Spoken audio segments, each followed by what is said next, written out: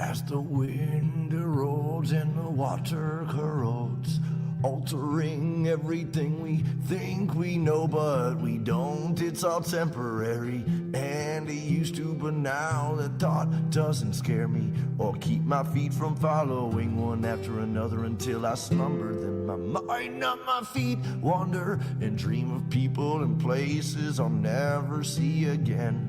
I've mended as much mental anguish as I can, and now I try to use this language to take these thoughts from my head to my pen. Cause though I don't speak of my dead friends or the circumstances, often the blow never softens or yields.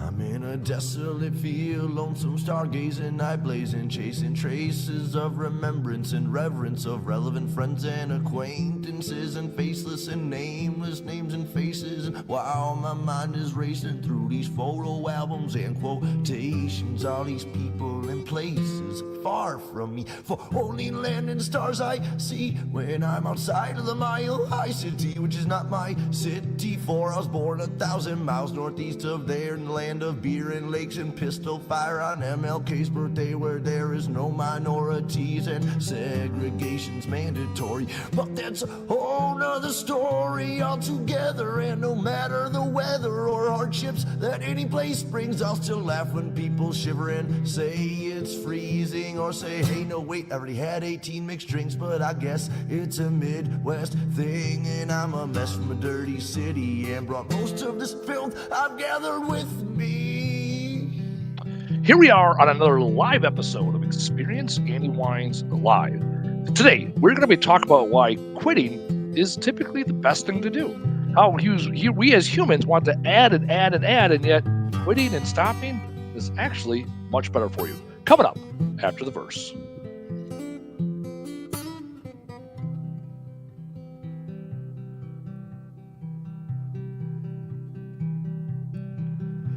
My work labors on as lovers sleep in each other's arms, remaining calm and collect. I begin my self-reflection process of redemption. Honestly, I don't know where this road leads, or if I'm even going. Could be rowing upstream, or worse, chasing my dreams to the peak, to finally be somebody doing something with what I have, rather than saying again and again that I can't and I won't anymore from this day forward. Cause Lord knows the past is set in stone, the present is yours to mold and to use for future uses. I know I'm a nuisance, I'm told, cause I'm neither young nor giant nor gnome. I don't sleep on these streets usually, though I've made thrones of my own. I don't sit well with idle hands, though don't know what to do when I'm home all alone. I'm a menace thrown from society, and as it lies to me, I'll smile silently as others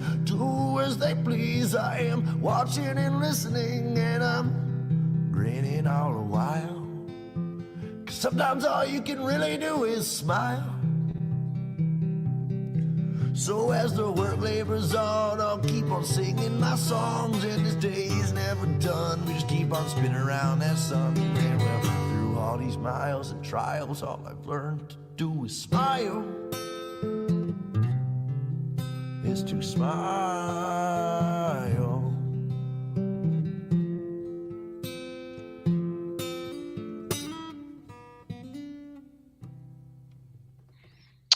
Here we are, episode 33 of the Experience Andy Weins Monday extravaganza we do every Monday. So today, as you can see, the background has changed.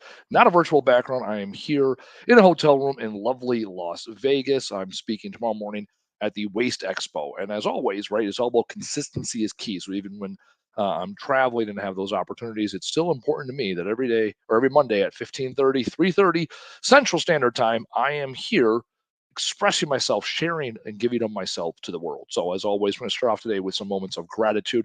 Today, I'm grateful for fellow CEOs, business leaders, business partners.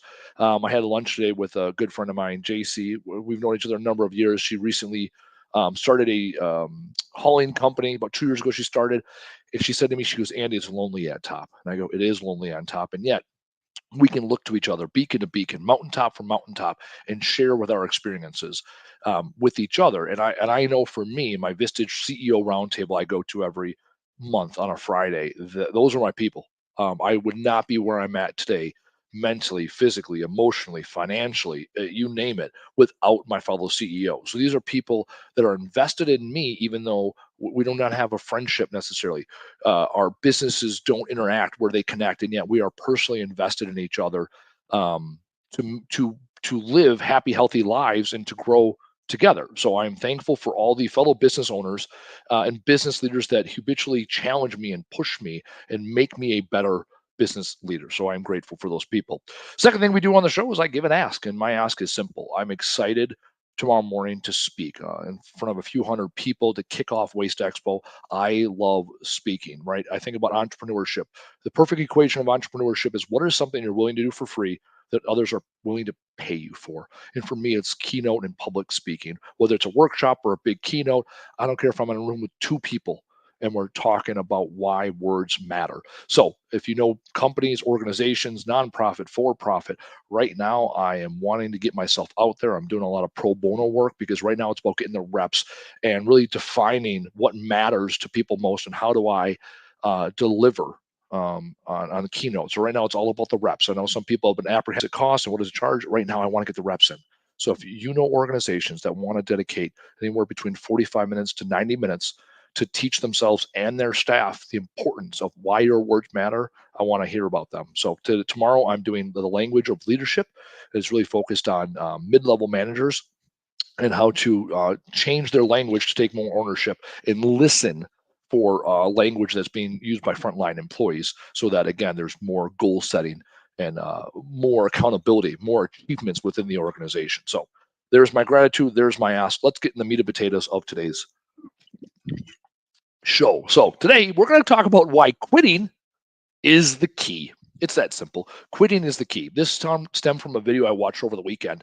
It was a gentleman, he's an engineer, and his son built a Lego bridge.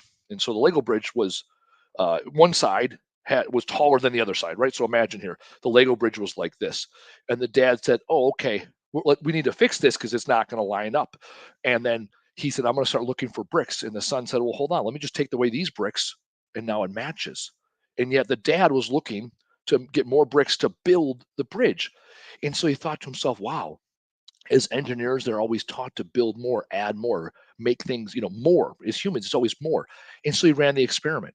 He got together at a university and he had a bunch of students, right? He gave them the same exact problem, bridge like this. All of the students added bricks.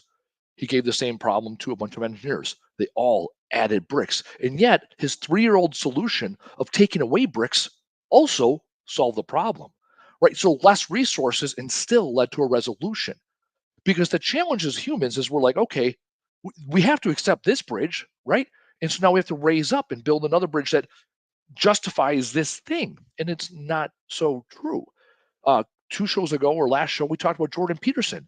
Jordan Peterson said that, the number one, the rule of the 12 rules for life, the rule that people break the most is always tell the truth or at the very least do not lie. And I got talking about this with my friend JC last week. Her and I talked about this. And this is the simple equation I came up with, right? It's easy to lie. It's hard to tell the truth, right? Let's accept that, right? It's easy to lie because now we're not being vulnerable. Now we're not accepting our reality.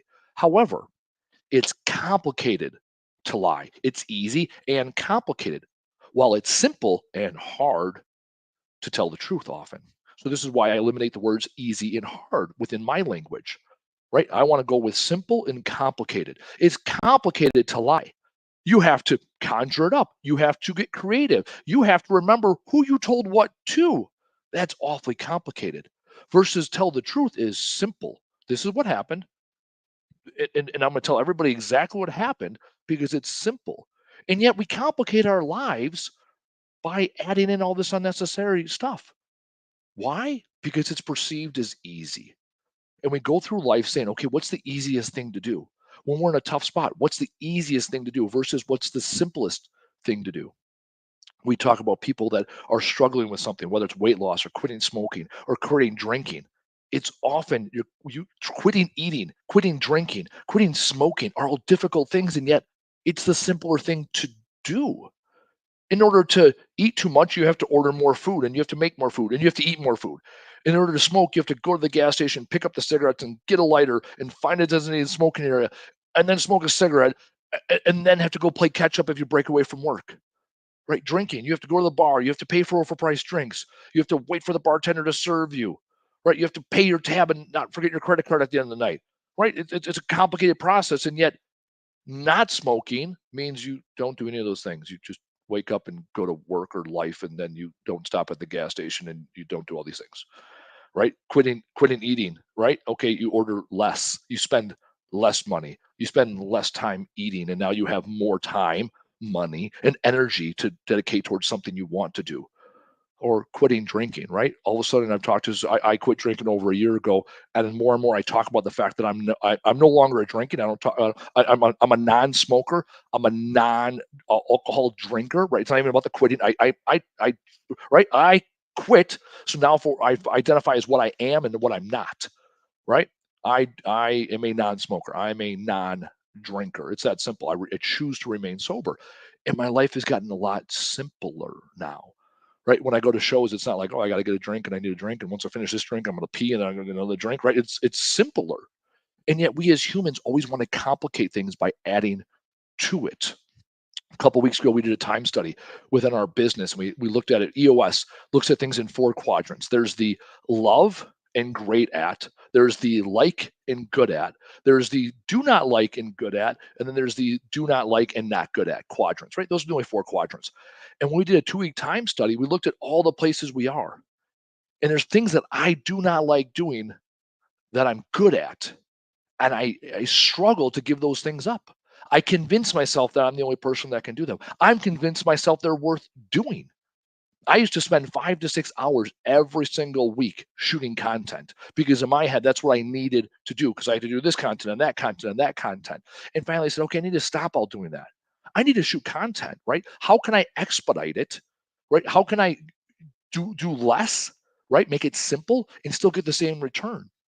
And so now that's exactly what I've done. I sit here, I talk for 15, 20 minutes, and I have a delegation and automation to make all the rest of the content happen. I do my live trash talk business podcast show, done. I spend 2 or 3 hours every week shooting all this content on the junk removal industry. And now I'm like, no, let me just sit down and interview somebody. When I sit down once a week, right, that's 52 hours I'm dedicating in a year. And I get the same achievable result. I have the conversation. I spend the hour. So instead of spending 2 or 3 hours to get 30 minutes of content, I spend 1 hour to get 1 hour of content because I stopped all this other noise and I simplified something that I enjoy doing. It got to a point where I was good at and I didn't like doing it. I didn't like doing it because the amount of time it took away from my day, and the amount of time that I could no longer do the other things that were necessary or the things that I was great at that I loved doing. And when I think about my language, I struggle with certain words, right? That's why in my book, the first thing I do is have an anti glossary, which is shit words that do not serve, because I will own my limiting self beliefs by using language that does not serve me, using words like should, using words like can't, won't, don't.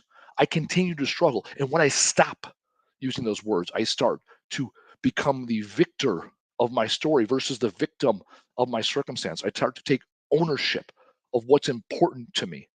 I start to take ownership of my life and I realize my life becomes much simpler and more rewarding and more fulfilling. I have more time, or the perception of time now, than ever. I'm no longer busy. I look to say, okay, is what I'm doing productive? And when it's productive, I get things done. And then when I say, okay, like on the weekends, a lot of people think I work like 100 hours a week. I don't work 100 hours a week, right? I don't. Let me rephrase that. I work about 50 hours a week. That is, if I look at it, there's about 50 hours a week I work. And I do it probably over a 60-hour period. There is 2 hours of BS every day that is not work, that is happening between, let's call it 7 a.m. and 7 p.m., right? That's about my normal working hours, right? So of those 60 hours, I'm working 50 of them. And then there's 2 hours a day of Facebook or pointless conversations or YouTube videos, whatever, right? I know my vices. I typically do not work on the weekends. What I do, let me rephrase again, right? I typically lay low on the weekends. I'm either at the beach, I maybe go to a concert, I'll sit around and play some video games, I'll watch a movie, I'll watch a documentary, right? I'm one of those people, like when I get on a plane, I see other people get their laptops out when they're starting to work. Uh, I relax when I'm on a plane. I had a 4-hour flight yesterday. I relaxed the whole time. I ate my combos. I had some pretzels. I watched a document. I watched a movie that I didn't know I wanted to watch, and then I watched it. I was like, that was awesome, right? It was on the Von Erichsons wrestling movie. I love old wrestling. Like I love it. I'm not ashamed to admit that, right? And so I do all these things, right? These are the things I do, and then I come in today. I felt totally re-energized because yesterday I chose not to work. Because when I do work, I'm very particular. I get things done. And when I choose not to work, I'm resting, digesting, relaxing, or using other parts of my brain. Right? When I'm playing video games, for example, or playing games, I mean not video games. I love playing games. I love playing cards, right? Because I'm using a different part of my brain. I'm engaged, and yet at that point, I'm not thinking about work. My challenge to you is simple this week. Look at what you do every day. What are you doing that's not serving you that you need to stop doing? What words are you using that do not serve you? And what do you need to stop doing and stop telling yourself, right? The old adage like quitters never win and winners never quit. I'm not in competition with anybody. I want to live a better life. I look at my end state, right? The only person I'm competing against is myself. There are some things that quitting at is absolutely necessary if it does not serve it, or when, not if, when it does not serve and get me to my end state. Right? My BHAG is very simple. I want to share the stage with Jordan Peterson. I want to be on the Joe Rogan podcast, and I want to have a speaking career that sustains my life. Those are the three things that I will accomplish in my life. When I look at my daily activities, when they apply to those three things, I do them. When they don't, I don't. Drinking was one of the simplest things. I heard from one of my mentors about how alcohol and veterans is not a good combination. And I thought about my life. I was 39 at the time, coming on 40, thinking about my health, thinking about being there for my daughter long term. And I go, there's no benefit to drinking. So I chose to stop drinking. I quit smoking the day after my godson was born because I thought to myself, okay, I want to live a healthy life. How do I do that? Even with my diet, I have high cholesterol. Every morning I take my medication for my high cholesterol. And at 40, I'm like, man, what do I need to do? Today, I can tell you, I ate a half a sandwich instead of a whole sandwich at the deli, right? We got up in Vegas, and I had half of it. I easily could have ate the second half, and I chose not to eat the next half, right? I picked those three things because two of them I've accomplished pretty well, and the third thing I'm working on, right? I'm working on my diet. It's a constant thing, okay, right? My challenge is I eat healthy things. I struggle to stop eating. Like I like having 2 or 3 dinners back to back, right? I fast every day for 16 hours. I eat typically a light lunch or medium-sized lunch. So when it comes to dinner, I throw it down, right? So for me, it's like, okay, what do I need to start doing?